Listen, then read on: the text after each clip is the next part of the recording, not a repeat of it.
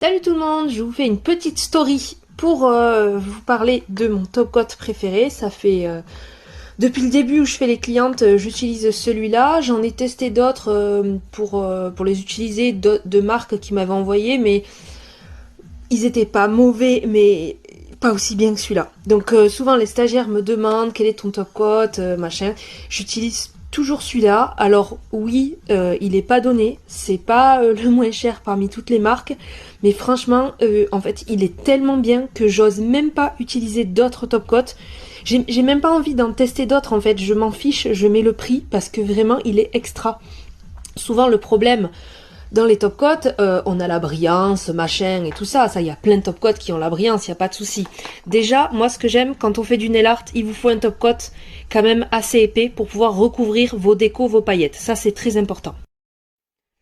Ensuite, franchement, il faut qu'il soit sans résidus. Parce que bon, un top coat qu'on dégraisse, c'est pas la folie, ils sont moins brillants, ça fait encore utiliser du cleaner sur la peau de la cliente.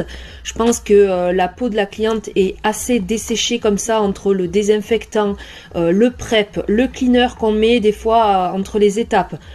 Bref, ça suffit. Si en plus vous avez fait une dépose avant avec l'acétone, bon, ce que je recommande pas du tout, les déposes à l'acétone, franchement ça bousille la peau. Je préfère largement enlever à la ponceuse ou à la lime, mais bon, on peut aussi faire des dégâts, hein. Je dis pas que on fait moins de dégâts à la ponceuse que à l'acétone, pas du tout. Bref, revenons-en au top coat. Il est sans résidus. Il est bien épais, il enrobe bien les décos et les paillettes et surtout, il est bien flexible. Et ça, c'est archi important, j'en parle dans toutes mes formations. Il vous faut un top coat flexible. Je vous explique dans la story d'après. Donc déjà, comment vérifier qu'un top coat est flexible? J'ai mis du top coat comme ça sur un papier plastique. On va le catalyser. Et ensuite, je vais vous montrer.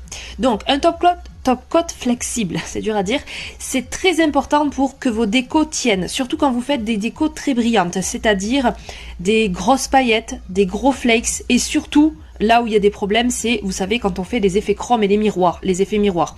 Chaque fois, les stagiaires me disent, oui, mais moi, mon pigment, il doit être nul parce que ça s'écaille. Alors, c'est pas du tout la faute de votre pigment, c'est la faute du top coat. Pareil quand vous faites French ou les baby boomers avec la poudre, comme j'ai fait en vidéo, la poudre le synthé. Si ça s'écaille, ce n'est pas la faute au top coat mat, à la poudre ou je sais pas quoi, c'est la faute absolument à votre top coat. Il n'y a que dans le cas par exemple des French, si vous faites des French 100% au gel paint sans résidus, il peut y avoir des problèmes et encore qu'avec un bon top coat c'est bon. Et donc bref, pour résoudre ce problème, on peut mettre de la base rubber sur la déco et ensuite mettre son top coat habituel. Normalement ça règle le problème parce qu'une base rubber c'est très flexible. Sauf que des fois étaler une base rubber comme ça en couche fine, c'est pas très agréable.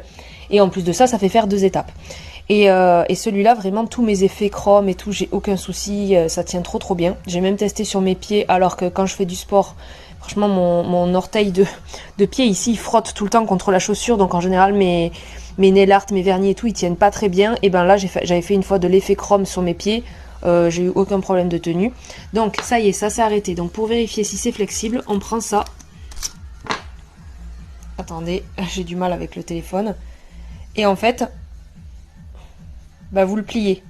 Bon, évidemment, si je le plie en deux, il va peut-être casser, hein. Mais là, on voit bien. Essayez de le faire tant qu'il est encore chaud quand même, mais essayez aussi tant que c'est encore froid. Si, là, il est froid, hein, parce que le temps...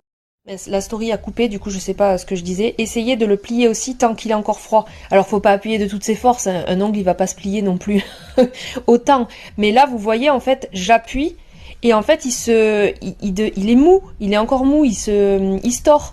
Donc, ça veut dire que j'ai un top coat bien flexible. Et ça, c'est archi important quand on fait du nail art avec des endroits extrêmement brillants, comme, je vous disais, les pigments et tout ça.